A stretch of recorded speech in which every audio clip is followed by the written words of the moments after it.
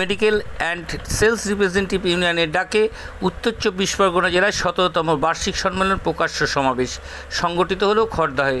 সমাবেশে বক্তব্য রাখেন ডক্টর সুবর্ণ ঘোষ, সুজন চক্রবর্তী, গার্গী চ্যাটার্জি, গৌতম মুখার্জি এছাড়া বিশিষ্ট নেতৃবর্গ। প্রধান দাবিসমূহ 4টি। সংকট বাতিলের, সুলভ মূল্যে সঠিক গুণমানের ওষুধ সরবরাহ সুনিশ্চিত করতে হবে, ওষুধ ও চিকিৎসার সাজ সরঞ্জাম তার উপর থেকে জিএসটি প্রত্যাহার করতে হবে এবং ফিল্ড কর্মীদের অবিলম্বে বিধিবদ্ধ কাজের নিয়মাবলী প্রণয়ন করতে হবে। এবং সুজন চক্রবর্তী আরও বলেন, সাংবাদিকদের মুখোমুখি হয়ে প্রধানমন্ত্রী এখন আমাদের এখানে এসে হেলিকপ্টার যাত্রা করবে, কাজের কাজ কিছুই হবে না, যে মানুষ সে মানুষই থাকবে, শুধু বক্তৃতাই দেবেন প্রধানমন্ত্রী। 24 ঘন্টা ইন্ডিয়া টিভির প্রতিনিধির বিশেষ প্রতিবেদন।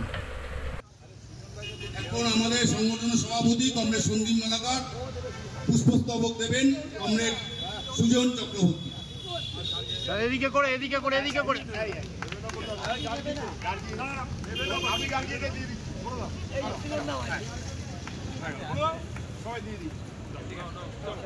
আমি আছি, WBMSRU আমার সহকর্মীরা আছেন। আমি একজন পেশায় চিকিৎসক। আমি রোজ দেখি আমার বন্ধুদের এই কোভিড হবার পর থেকে প্রাইভেট হাসপাতালের বাইরে রোদে জলে বৃষ্টিতে তাদের দাঁড়িয়ে থাকতে হয়। কোনো প্রাইভেট হাসপাতালের ভেতরে তাদের দাঁড়িয়ে থাকার জায়গা নেই। সরকারি হাসপাতালেও তাদের দেখা করতে গেলে সময়ের বাইরে তাদের ঢুকতে দেওয়া হয় না। প্রতিদিন তাদের জীবনের যন্ত্রণা আমরা কিছু কিছু অনুভব করতে পারি। তাদেরকে প্রতিদিন যেভাবে তাদের শ্রমের কোনো সময় নেই, সকাল থেকে রাত, রাতের পরে তাদের রিপোর্ট, এসব কথা আপনারা আলোচনা করবেন সম্মেলনে। কিন্তু রাজ্যের সাধারণ মানুষ, তাদের কাছে আমরা এটা বলতে চাই, যারা আজকে রাস্তায় নেমে প্রতিবাদ করছেন তাদের সাথে আমাদের কোথায় আন্দোলনের মিল? আমরা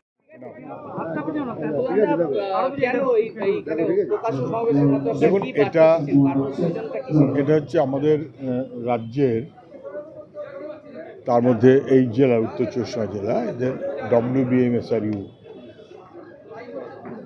সবাই আমরা জানি মেডিকেল রিপ্রেজেন্টেটিভস এই হিসেবেই তাদের জেলা সম্মেলন।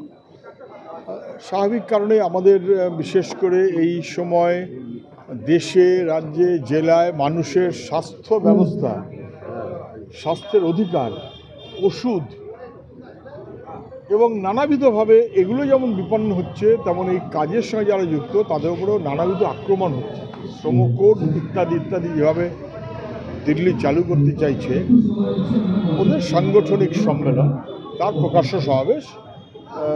আমি সমস্ত মানুষকে শুভেচ্ছা জানাই এবং বিপন্ন আক্রান্ত মানুষের পাশে দাঁড়াবার মনোভাবে ঐক্যবদ্ধ লড়াইয়ের কোনো বিকল্প নেই।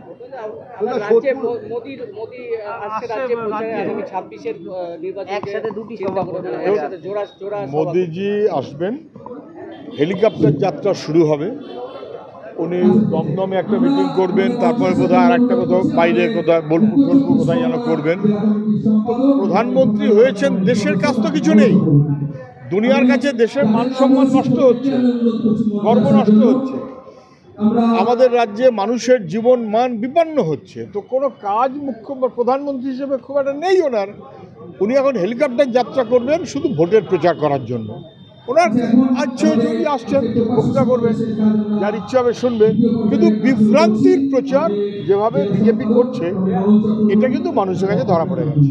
পানিহাটি খোলা হাসপাতালে 8 মাস ধরে রক্ত মেশিন খারাপ এবং সুপার বাইরের 4খানা প্রাইভেটকে যদি আমার বলা হয়ে গেছে। দেখুন, পানিহাটি ঘোলা স্টেট জেনারেল হাসপাতাল, চিকিৎসা কোনো সুযোগ নেই, টেস্ট বন্ধ, 7 মাস ধরে আমাকে ব্লাড টেস্ট করতে করা যাচ্ছে না।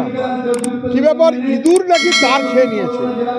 ইঁদুর তার খেয়ে নিয়েছে নাকি রাজ্যের প্রশাসকরা মানুষের ভবিষ্যৎটা খেয়ে নিচ্ছে? সর্বনাশ হচ্ছে বাংলা। শিক্ষা, স্বাস্থ্য 12টা বেরিয়ে যাচ্ছে।